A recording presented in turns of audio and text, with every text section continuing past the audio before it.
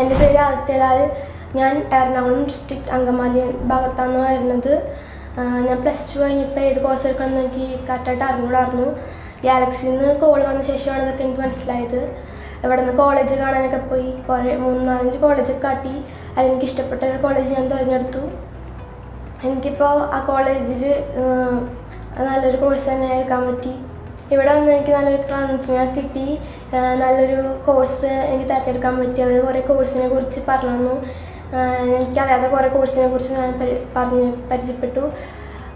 ഇതിനോട് ഞാൻ ഗാലക്സിനോട് താങ്ക്സ് പറയുന്നു.